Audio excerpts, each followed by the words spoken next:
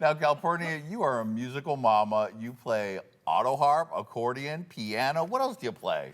Well, the fiddle's what I grew up in. Oh, I forgot about the fiddle. You know, we were a church gospel bluegrass band growing up. Daddy played the banjo, Mama played the piano, brother played the guitar, I played the fiddle, and my sister did not want any part of it. She was the smart one, it turns out, but she did have a tambourine occasionally. It's always good to have the tambourine around for the one person in the family who doesn't just shake the tambourine. That's what you give to the, but so we grew up playing music, and we all taught ourselves because we were dirt poor. We couldn't afford no lessons, that higher learning and schooling and stuff. And, but since then, I've tried to grow from, I still love bluegrass gospel, but write my own pop tunes, and I got there just a little too early, though, because I was releasing things like Stunning before the world was ready to hear sort of a gender radical making music. Once Drag Race came out, now everybody's here for it, but I'm already old news, so it's, I got there just a little too early. Sweetie, you're telling me. I always am there. Just 10 years too early. 2006, let's start to have a hit podcast. It's 2020, where's the money? All right. I mean, let's not just dash over Stunning, though. Stunning was how I first discovered you. I think these guys as well. It's a video you made in your house with a fake steering wheel. And tell me about the origin of Stunning.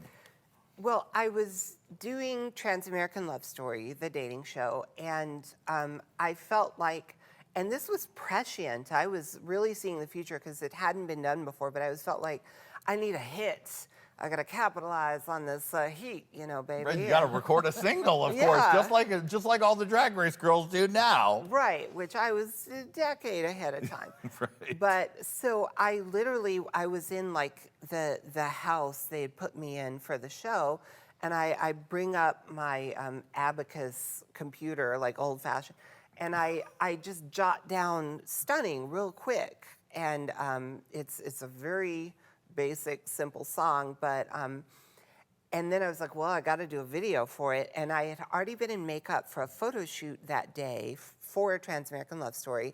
I still had the weave-in that they paid for, and it hadn't grown out yet, so that I had to pull it out. So I was like, I'm gonna use this weave for as long as it lasts. And I happen to have a bottle of tequila and a box of chocolate Pop-Tarts sitting around. So I start blasting this tequila and chocolate Pop-Tarts. And I hung up an old red cape of mine behind me and used that as the color key, like green screen, but it was red, which is the worst. And I think it being so janky and low quality and everything is what I love about it, because looking back at the video, it's just ridiculous, tossed off without a second thought, and to me, that's what makes it so fun. Still just as good today. If you have not checked it out, just Google Stunning by Calpernia Addams and get your life. The children do what? They go up! Exactly. My favorite line from Stunning, and if I am allowed to like my own material, is after I kick my trick out, he says, "Will I see you again? Where will you be at?" I pointed to the TV and said, "On that." Yes! So my trick is asking where you can see me again, and I'm like, on the TV. In the most recent years, you've gotten rid of just thrown off dance hits, and you've been taking a more traditional approach when you were playing auto harp and singing on tour with Patrick Wolf. Well, my entire life has paralleled Dolly Parton's. I wish. But, you know, we both started out doing really authentic bluegrass, down-home gospel music, and then had a pop phase, and then you kind of come back to where your heart is. And so, and I love seeing like new girls like she's not even new anymore, she's so established, but like Trixie Mattel playing the auto harp and stuff, because that's what I started with. And I had the opportunity to tour all over Europe with Patrick Wolf. Look him up. He's an out gay singer-songwriter, kind of like a male Tori Amos. And I got to open for him in like Wales and Scotland and England. And we went to Ukraine even, Wow. which has been in the news a bit. And and doing that tour, I honestly wore natural but pretty makeup and my own hair and a simple but nice outfit and played the auto harp and sang. And I didn't even talk about being trans or any gender issues or sexuality issues. I was just like a woman on stage playing the harp. And I love the pageantry and fun and chaos of the whole, LGBT underground world, but I'm trans, and that means I want to be a woman.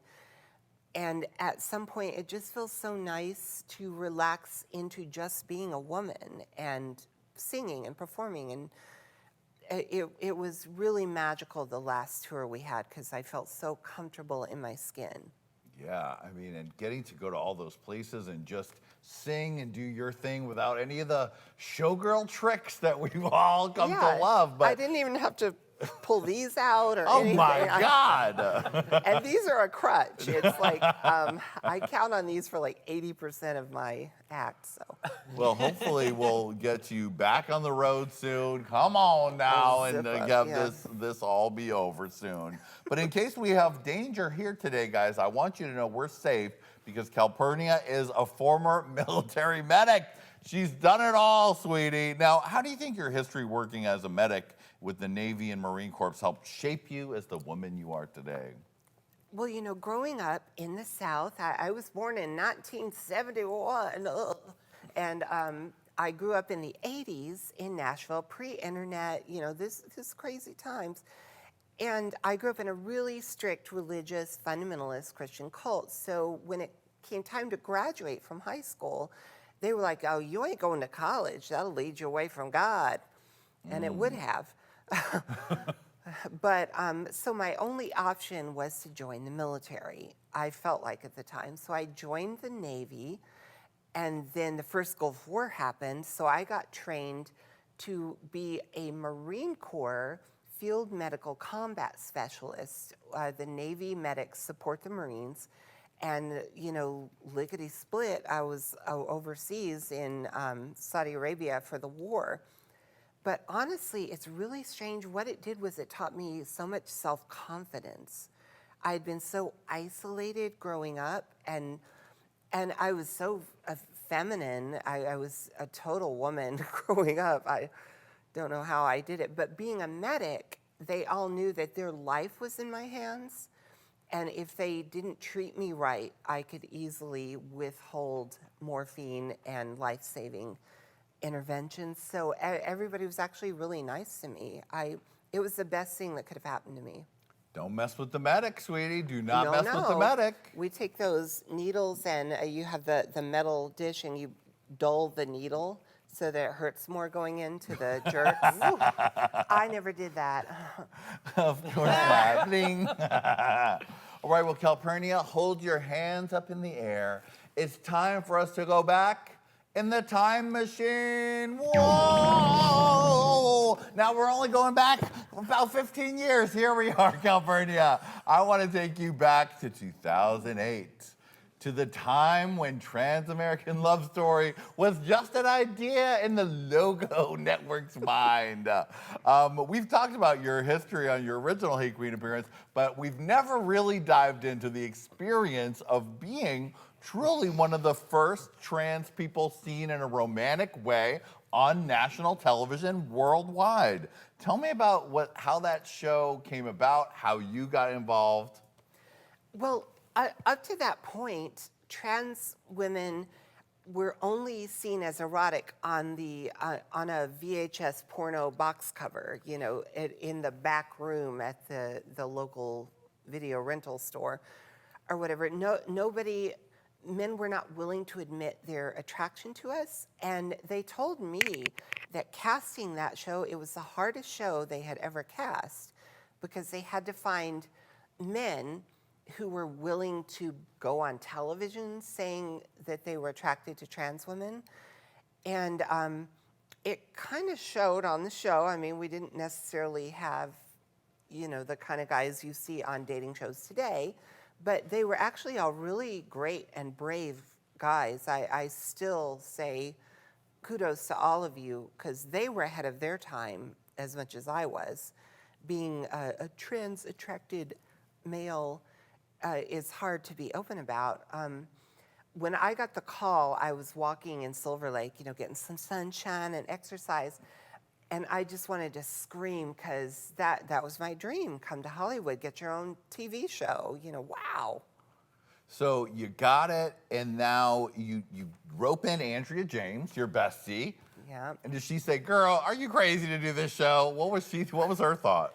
Well, we had just done a movie called Casting Pearls, in which I played an actress who goes through all the trans negative stereotypes that we were encountering in Hollywood auditions at the time. And one of the auditions I get as that character is like, reality show, ooh. And then, the next month I actually get a reality show. And whereas my character took the moral high ground and was too good to do a reality show, the actual me was like, I'll take it. And so you went into, they sent you to a house. Yeah, a mansion that they'd used in a few other dating reality shows. You know, it was a mansion, and it was very ooh la la. And they had like this pumpkin coach drawn by two horses whose hooves had been painted with glitter. And, Wow. and I come around the corner, and I see the cast, and I was like, oh, all right. and I think they were like, oh, all right. And we were all like, all right, let's just all go with it. Right. Now, one of the plot twists of the season was that Jim, one of your suitors, was a trans man. So he looked like James Dean. He was just so passionate. And Jim since got married and everything. We remained friends afterward, but to not only be the first out trans dating show, but then to have a trans man on the show who are criminally underrepresented, it was so ahead of its time. I'm so grateful that we had Jim on there. Now, in the end, you chose Sean, and you guys are still married today. We are. No. Right.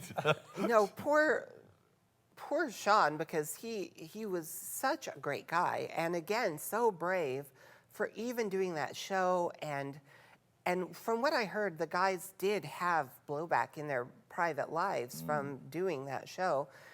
And the end, by the time the end was around, I was a mess emotionally, because I'm such a people pleaser. It was really hard for me to like send people home and say, get out and be mean and stuff. That's not me at all.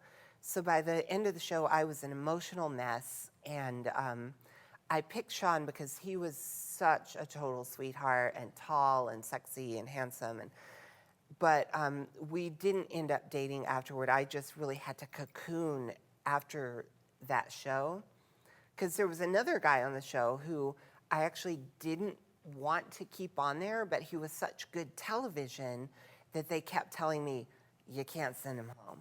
You can't send him home. And I was like having a breakdown, because I was like, I don't want him on here anymore. Wow. And so by the end, I just had to cocoon. And poor Sean, yay, you win. And then it's like, whoosh. Right. The ultimate of ghosting. Yeah, I'm sorry, Sean, I am. Sorry, sweetie. Now, you did win a GLAAD Media Award for that show, Outstanding Reality Program. Laverne Cox and I both won that year. They gave a double award that year, and it was so sweet. And it's one of my big cringe moments, because I had written a card of everybody to thank if I won, and they announced Laverne's name first. So I thought, all right, I didn't win. So I threw the card down, and then they were like, and Calpernia. So then I go up to stage and I don't have the card of everybody to thank. So I thanked Randy and Fenton at World of Wonder and Joe Del Hero.